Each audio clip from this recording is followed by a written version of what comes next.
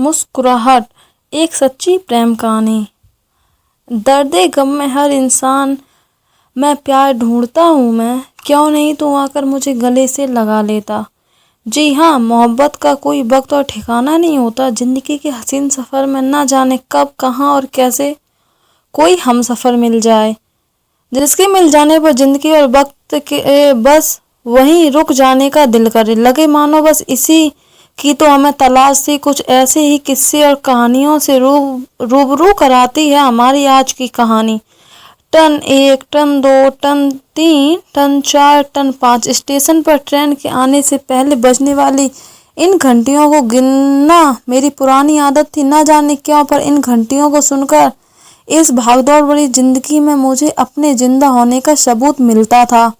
आज भी इसी एहसास के बीच में आगरा से दिल्ली तक का यह सफ़र पूरा कर रहा था। खैर, ट्रेन स्टेशन पर आ चुकी थी और ट्रेन में जल्दी चढ़कर पूरी सीट पर अपना कब्जा जमाने की पुरानी प्रथा को लोग आज भी पूरा कर रहे थे। लगभग 2 मिनट में ही खचाखच भरा पूरा प्लेटफॉर्म ट्रेन पर सवार हो चुका था। मैं भी अब रेलवे की उस पुरानी बेंच से उठकर जो मुझे हर स्टेशन पर मिल जाती थी और अनायास ही मुझे अपनी ओर खींच लेती थी। जैसे कि मैंने सोचा ही था, मेरी सीट पर पहले ही एक महाशय जागते हुए गहरी नींद में सो रहे थे। मैंने अपने हाथ से उन्हें हल्के से हिलाकर बिल्कुल वैसे ही उठाने की कोशिश की जैसे सुबह सुबह कोई माँ अपने बच्चे को उठाती है। हालांकि उन्होंने भी मेरा पूरा साथ देते हुए एक छोटे बच्चे की तरह नींद के आगोश में अपने पैरों को थोड़ा सा समेट कर बिना उन्हें परेशान किए चुपचाप वहाँ बैठ जाने का इशारा किया। खैर, भारतीय होने की परंपरा का निर्वहन सफलतापूर्वक हो चुका था, इसलिए मैंने थोड़ी कड़क आवाज में कहा, भाई साहब, यह मेरी सीट है।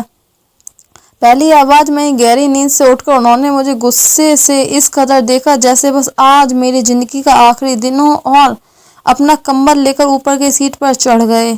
ऐसा मेरे साथ अक्सर ही होता था, इसलिए मुस्कुराकर के साथ अपनी सीट पर बैठ गया। हमेशा की तरह नोवेल पढ़ने लगा जो मैंने अभी अभी स्टेशन के बुक स्टॉल से खरीदी थी। ट्रेन को स्टेशन छोड़े लगभग 20 मिनट हो चुके थे और अब तक मैं अपनी नोवेल का लगभग 8 पन्ने पढ़ चुका था। तभी मेरी नज़र सामने के कंपाउंड में बैठी एक लड़की पर पड़ी। हल्के गुलाबी रंग का सूट पहने हुए मुझे कुछ परेशान सी दिखी। उसके चेहरे को देखकर लगभग ऐसा लग रहा था जैसे वह थोड़ी सी घबराहट में है। ऐसा लग रहा था कि जैसे वह बिना टिकट के यात्रा कर रही हो।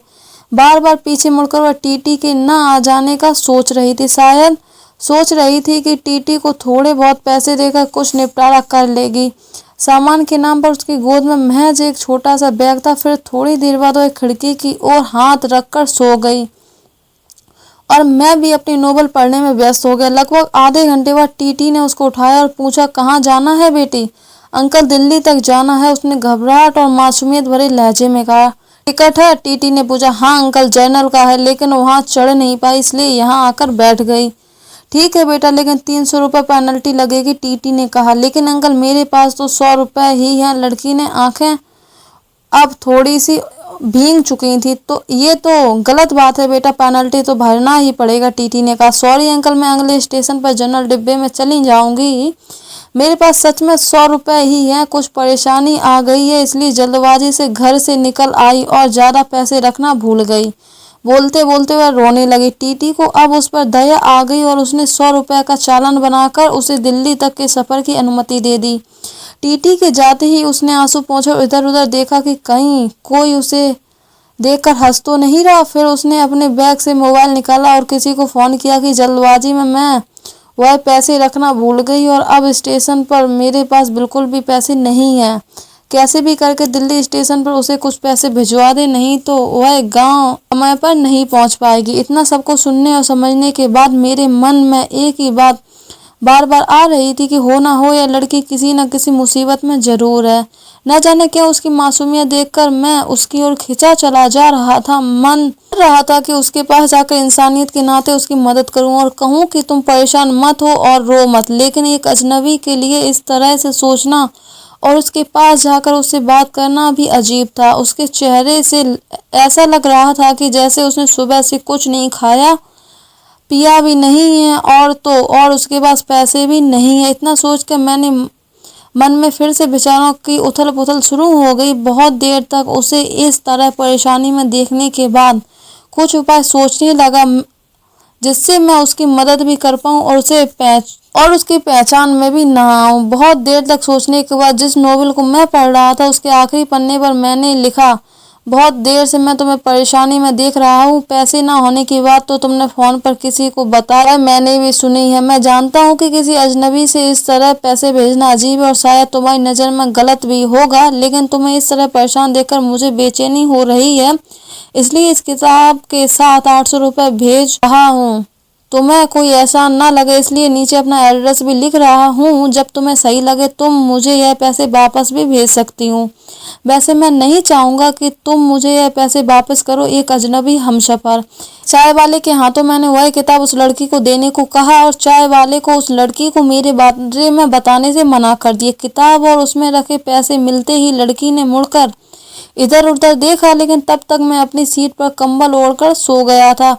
उसे ट्रेन के उस डिब्बे की भीड़ में भी कोई भी नहीं दिखा जो उसकी ओर देख रहा हो। थोड़ी देर बाद कंबल का एक कोना थोड़ा सा हटाकर मैंने उसकी ओर देखा। पैसे पाकर अब उसके चेहरे पर एक चमक आ चुकी थी और सुर्ख पड़े होंठों पर एक मुस्कुराहट थी। उस दिन उसकी वह मुस्कुराहट देखकर ऐसा लगा जैसे कई सालों से मुझे बस इसी मुस्कुराहट का इंतजार था।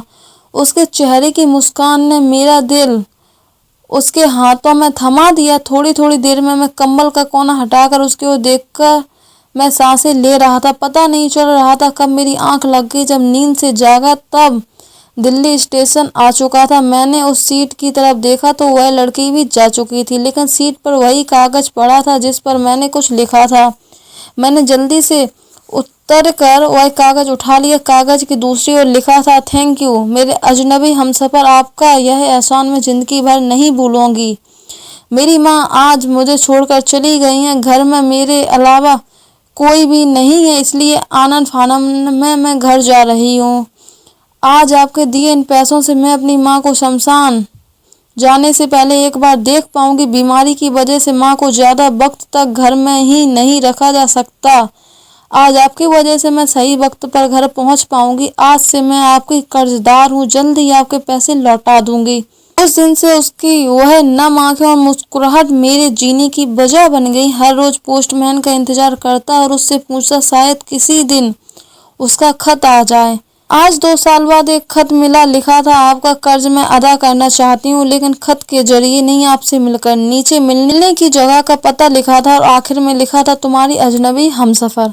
आई होप आपको आज की ये कहानी बहुत पसंद आई होगी। कहानी को लास्ट तक सुनने के लिए आपका बहुत बहुत धन्यवाद।